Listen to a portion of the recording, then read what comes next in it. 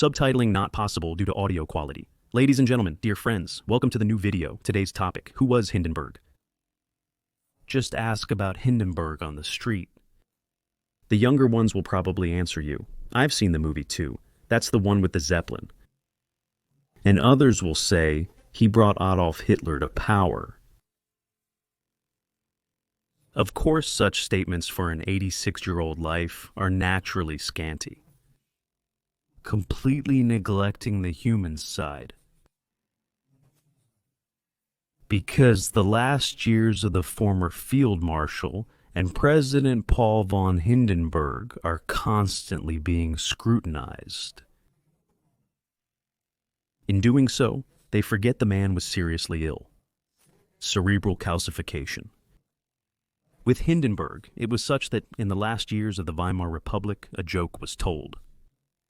He was supposed to give a speech about saving, about moderation, as Federal Chancellor Ludwig Erhard once said. And he was supposed to say that now is not the time for big festivities and lavish balls. What's happening? It stops in the middle of the sentence. So it sounded with his deep sonorous voice, this powerful figure. Now is not the time for celebrations. And then he just couldn't remember anymore.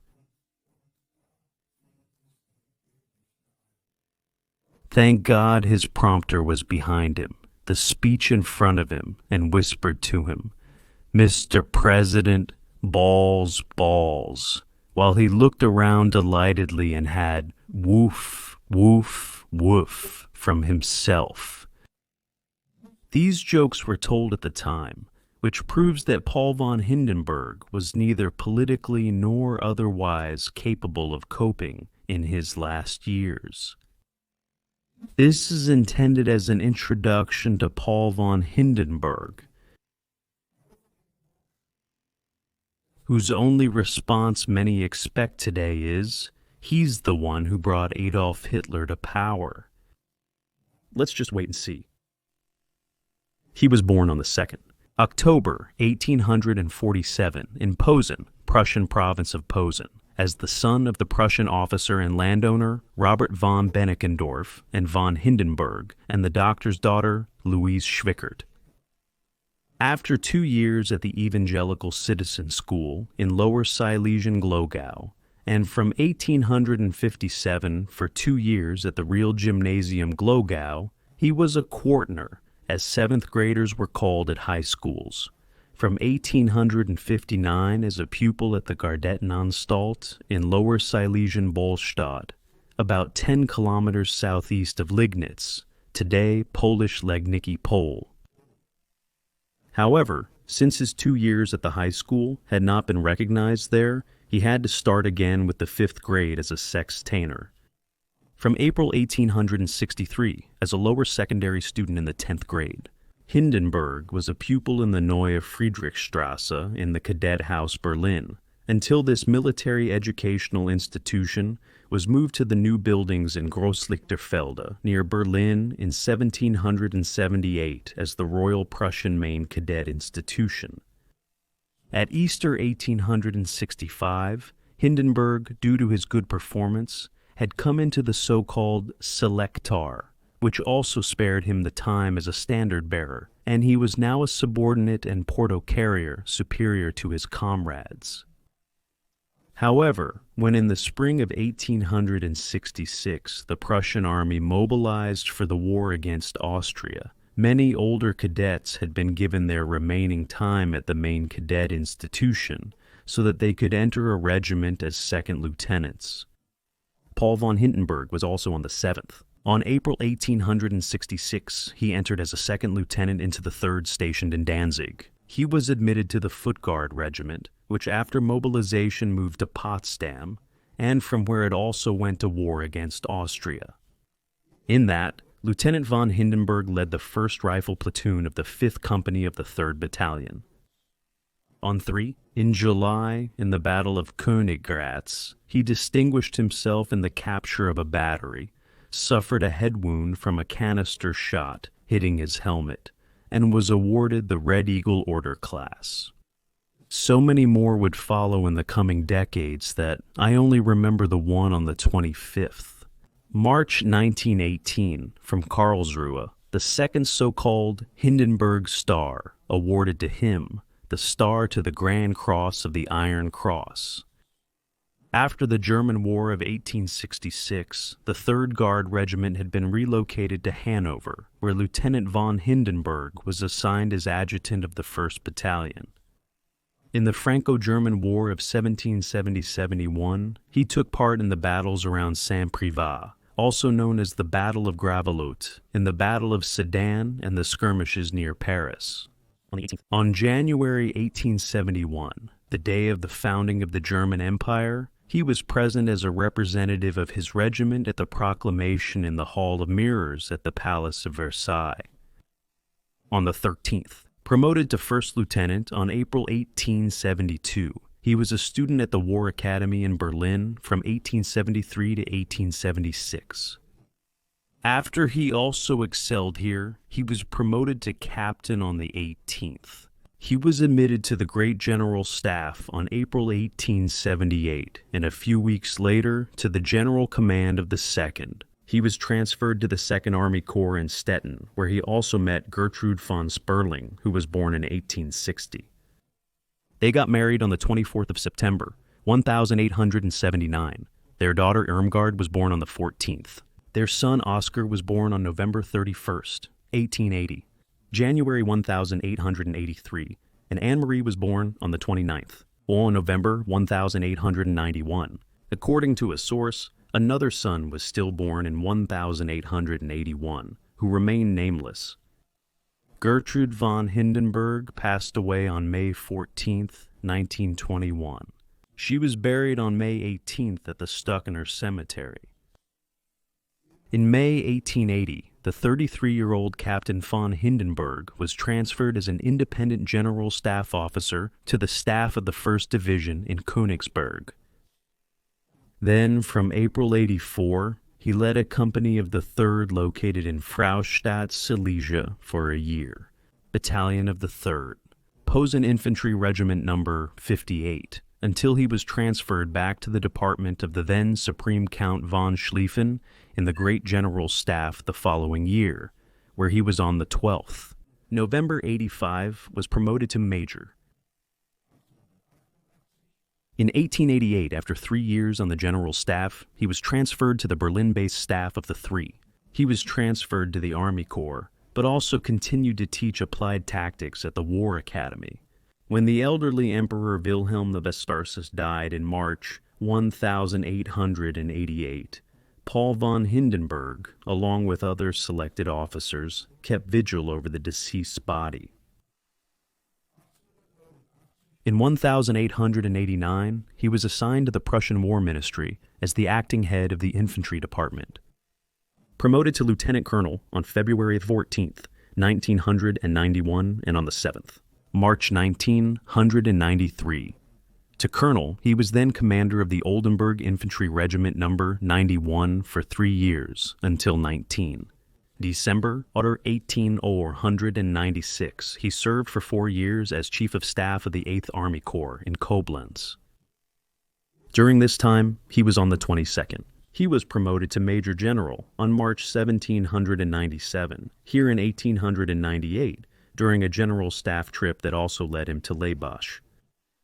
In the summer of 1901, he was appointed Lieutenant General and Commander of the 28th Division in Karlsruhe. On the 27th of January 05, he took over the leadership of the 4th Army Corps in Magdeburg. On the 22nd of June of the same year, he was then appointed General of the Infantry. The following years brought no notable events, except for the Kaiser maneuvers taking place every autumn and the inspection trips to his troops. Then the time came, in 1911, General of the Infantry Paul von Hindenburg, at the age of 64, received his retirement from active military service as the commanding general. Since the 24th of July 08, General of the Infantry Le Suite of the 3rd Guard Regiment on foot, He now took up residence on the ground floor of a house on Wedekindstrasse in Hanover, where he continued to take a large part in the life of the army. After the First World War began on the 1st of August 1914, Hindenburg also followed the daily reports from the two war fronts. But while the news from the West was promising, the situation looked bleak after the Russian invasion of East Prussia. Then, on the 22nd, on August, Hindenburg, who was sitting with his wife at the cafe at 3:30, received an express mail marked with a small red stripe as a state telegram directly from the Kaiser's headquarters, asking if Hindenburg was ready for immediate use. After the telegraph had reported his readiness, another telegram confirmed his appointment as the leader of the Eighth Army, Chief of the General Staff, Major General Erich Ludendorff. Until the end of the war, these two very different characters were to hold a prominent position in the German army, culminating in their joint appointment to the top of the three in 1816, Supreme Army Command. But back to World War I. After the 17th, August 14, the First Army of the German Baltic General Paul von Rennenkampf, who was in Russian service, had crossed the border to East Prussia over a width of 70 kilometers. She was in the Battle of Staudiponen on the 17th. August initially on the numerically far inferior one. Prussian Corps under the General of Infantry Hermann von Francois, which ended this opening battle of the First World War on the Eastern Front, with a victory for the Russians, even if the German postcard industry has made a victory out of it. However, Rennenkampf, assuming a complete German retreat from East Prussia, did not take advantage of his success, but initially stood still. Then, however, he attacked on a broad front, which led to the temporary occupation of 2/3 of East Prussia by Russian troops due to the retreat of the German divisions. This was accompanied by brutal actions against the civilian population, senseless destruction of villages, arbitrary shootings of civilians, harassment of the population, rapes and looting, events that can only be found with much searching in the works of German historians. In any case, the Supreme Army Command under Field Marshal Helmut von Moltke, the younger quickly recognized the obvious leadership weakness of the responsible officers von Prittwitz and his Chief of Staff, Major General Georg Graf von Waldersee, after which both on the 22nd were replaced on August 22, 1914. The new commander of the Eighth Army became, as I have already mentioned, General of Infantry Paul von Hindenburg, Chief of Staff, Major General Erich Ludendorff. For both, the peaceful evacuation of the original Prussian province of East Prussia, proposed by Prittwitz, was simply impossible, upon which they decided immediately after their arrival to now turn the tables and immediately go on the offensive, to first encircle and destroy the Russian Second Army standing in the south.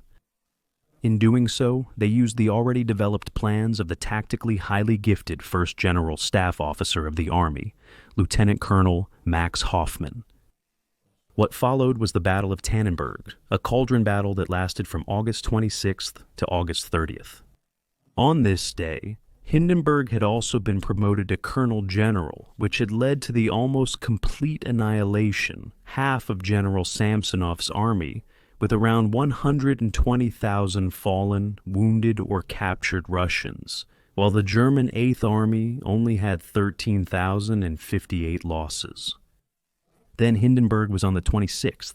August, on the first day of the Battle of Tannenberg, had been promoted to Colonel General. The Russian losses were from the 6th to 14. In the battle lasting from September at the Masurian Lakes, the Russian losses were 3 times higher than the Germans, after which the Russian troops were also driven out of East Prussia.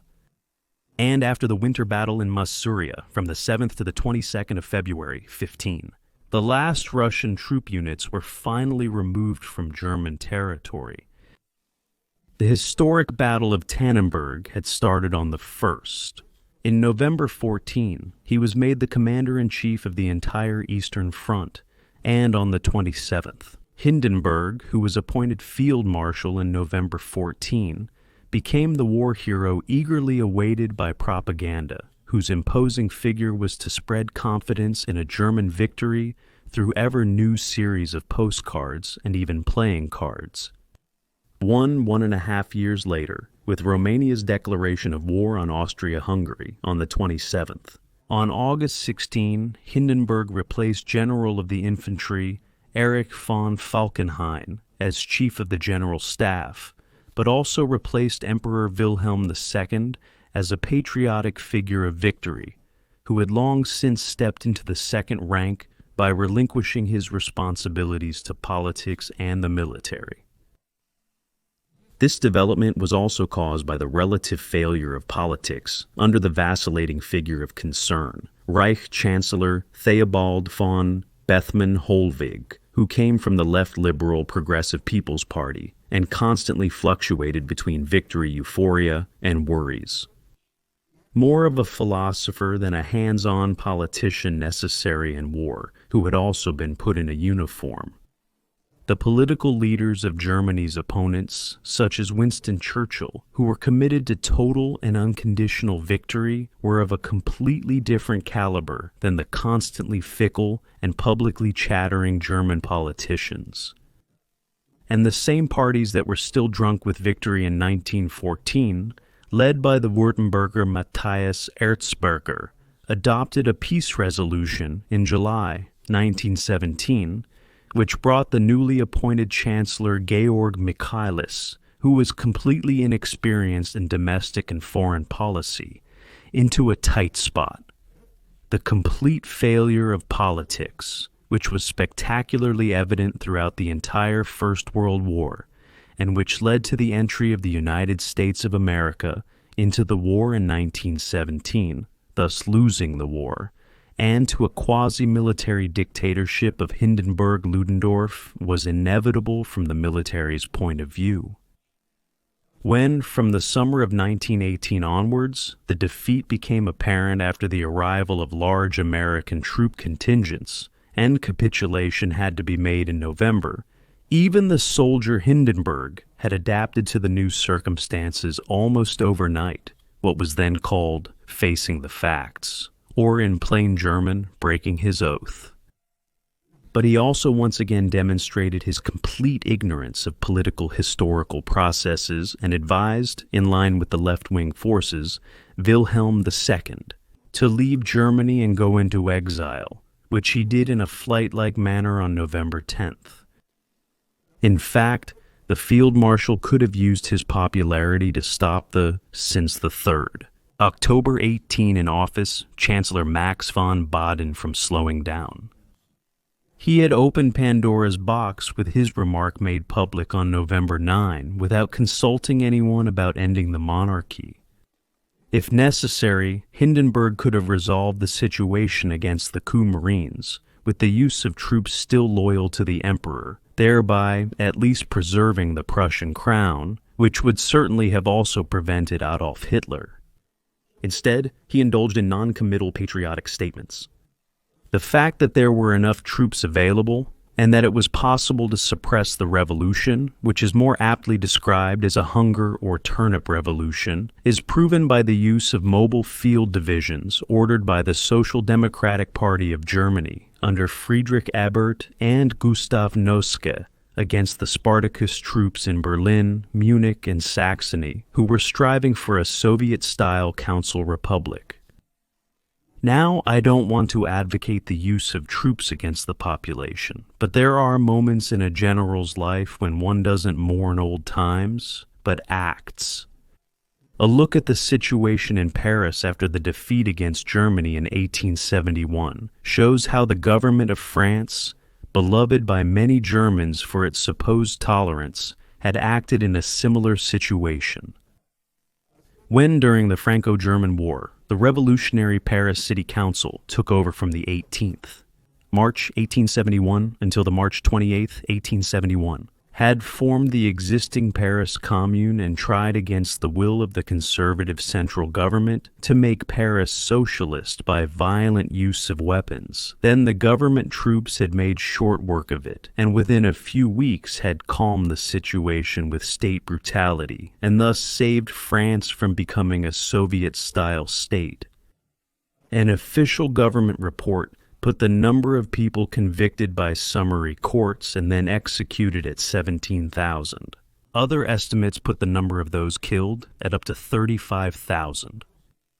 In contrast, from November 18, the German Civil War dragged on for years due to the fickle behavior of weak left-wing governments consisting of the Social Democratic Party of Germany and the left-liberal German Democratic Party.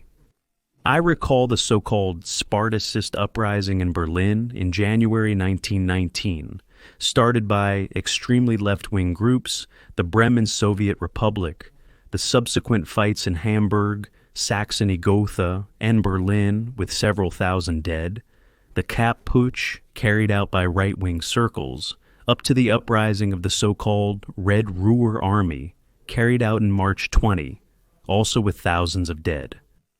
Here is the video for that. Any young German historians who speak of Civil War-like conditions here today should take a close look at these images. Days before the signing of the Treaty of Versailles, the Prussian Minister of War, General of the Infantry Walter Reinhardt, tried to get approval from the General Field Quartermaster Gruner from the Social Democratic Party of Germany, Minister of Defense Gustav Noske, to resume the war against the Entente troops, together with Soviet Russia, and if necessary under the red flag, here is the video for that. Hindenburg had given a patriotic yet meaningless statement. At this point, he was already 72 years old, had served 3 emperors, and had been a soldier in 3 wars. His life had been one of victory, greatness, and ascent. However, November 9th, 18, had shown him the other side of fame. What still held the old field marshal was his devout confession and an almost childlike old Prussian piety. He was sure that God would not let Germany perish. But an attempt, again against all calculating reason, to dare to play with the red flag of the revolution, which had shattered the monarchy half a year ago, would have been a temptation and challenge to God for him. Hence his ambiguous vote. After that, the increasingly politically active Gruner had convinced the Minister of Defense Gustav Noske to break his word to the soldiers about not signing the treaty, after which they had no choice but to obey with clenched fists in their pockets. 3 days before the signing of the Versailles Treaty, which the vast majority of Germans saw as a dictated peace, the now 73-year-old Hindenburg, who had represented the line of politics rather than that of a soldier in the question of resistance to the treaty, was on the 25th. July 1919 resigned from his post as Chief of the Army General Staff, withdrew on the 4th. July, with a big station to Hanover, where he lived in the Hindenburg Villa on Seelhorststrasse 32, today Bristol Street 6, and where his wife Gertrude also died on the 14th of May, 1921.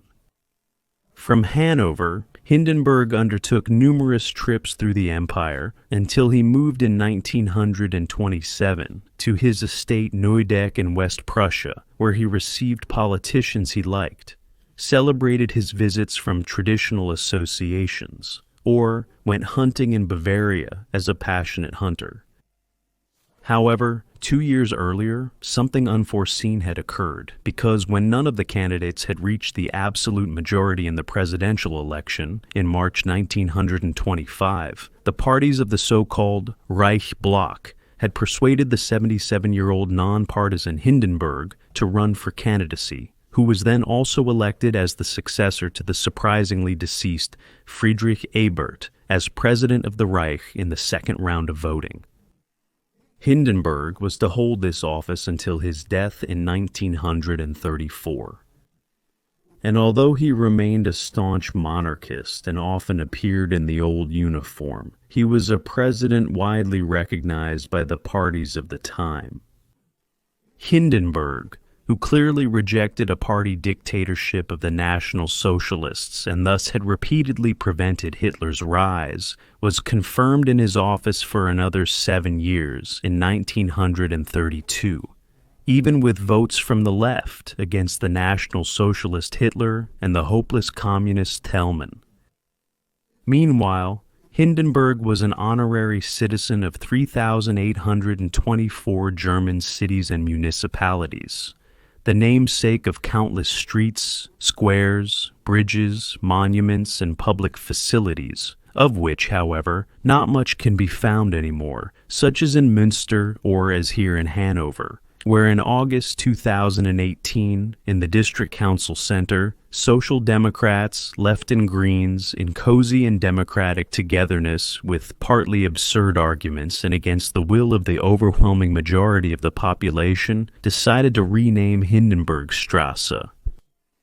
It is then also consistent that, in the left-leaning Hanover, and not only there, streets are named after the communist revolutionaries Luxemburg and Liebknecht, which aptly reflects the spirit of the best Germany of all times, which also applies to Ernst Thälmann, the gravedigger of the Weimar Republic active together with Hitler, to whom streets and monuments are dedicated in Berlin, Hamburg, and other German cities. Whereas the argument for renaming Hindenburg streets is always the same. He did make Hitler the chancellor after all. What is referred to today as the seizure of power was, in the legal reality of the state, the constitutionally compliant transfer of the chancellorship by the Reich president. To blame this on the then 85-year-old Circle suffering from cerebral calcification is now common among historians born more than 100 years later, who proudly draw their conclusions from papers and evidence, but consciously ignore the human aspect. Shouldn't we consider the time and social circumstances in addition to the character when making judgments? Neither Hindenburg's age nor his advancing cerebral calcification should be ignored. After all, he died a year and a half later, on August 2nd, 1934, at his estate Neudeck. In reality, entirely different powers were behind Hitler's appointment, with the elderly Reich president merely being a means to an end. This also applies to the emergency decrees signed by him from the time of Hitler's chancellorship, which gradually hollowed out democratic basic rights and allowed the National Socialists to become increasingly stronger. However, it must be noted that even at the beginning of the Weimar Republic, Reich President Ebert had worked with emergency decrees, and other governments after him did as well. One cannot seriously consider the actions of the 85-year-old Hindenburg, who suffered from calcification in his final years. How else can one explain the behavior of the strictly religious Hindenburg, raised in the old Prussian spirit, during the so-called Rhönputsch on the 30th, June 1934, during which a number of Sturmabteilung leaders were murdered by the SS with the support of the secret state police and the Reichswehr? Among them were his confidant, General Adalkot von Schleicher, whom he had sworn in at the beginning of December 1933, along with his wife Elizabeth. The historian Willer Bennett, who is not unbiased due to his British origin, wrote in his book published in 1953, and also the American journalist William Lawrence Shira in a book published in 1960. Mention Hindenburg's approval of the murders during Hitler's visit to Gut Neudeck on the 21st of June, 1934, is Anglo-Saxon speculation and nowhere substantiated. By the way, Schreier also seriously claimed that his book would be based on 485 tons of original documents from various archives of the National Socialist government. 485 tons. Anyway, after the murders on the 30th. After the murders on June 30th, 1934, After the new regime had taken off its mask and had the top of their combat organization, Sturmabteilung, executed, large parts of the population were also waiting for the Reich president to now use the Reichswehr, and with their help, restore constitutional conditions in Germany. But since nothing more was to be expected from the increasingly mentally absent elderly Reich president Hindenburg, in reality, as so often in the history of the 20th century, the generals have without exception failed, who thus fell into Hitler's hands, and to top it all off, on the day of Hindenburg's death, they directly swore the Reichswehr to Hitler. Not the 30th. It was not January 30th, 1933 that was the key date to Hitler's absolute power, but the 30th, welcomed by the generals.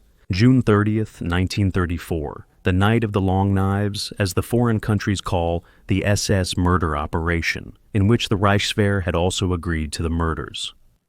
From now on, every German knew that he too could suffer a similar fate if he opposed, which happened on the 30th.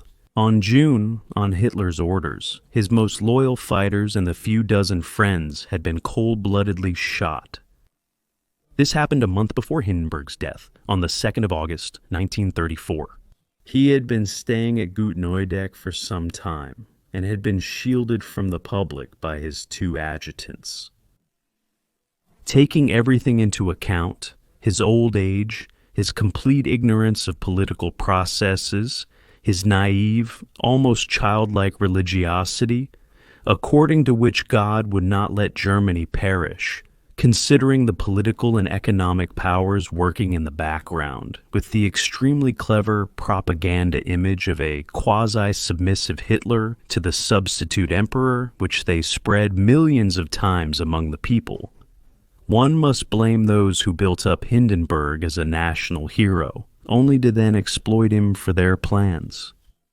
However, to pin the blame on the old gentleman, as he was called back then, who in the end could no longer make sense of many things around him, shows the bad habits still found in many areas of public Germany today, always pointing to a guilty party to then work off on, in Hindenburg's case to the point of eradicating his name from the public to cover up their own mistakes. With the countless social media platforms, this has become increasingly difficult in recent years. This has led to more and more people responding with their only weapon, the ballot paper, and they have now changed the political landscape in ways that were unimaginable a few years ago.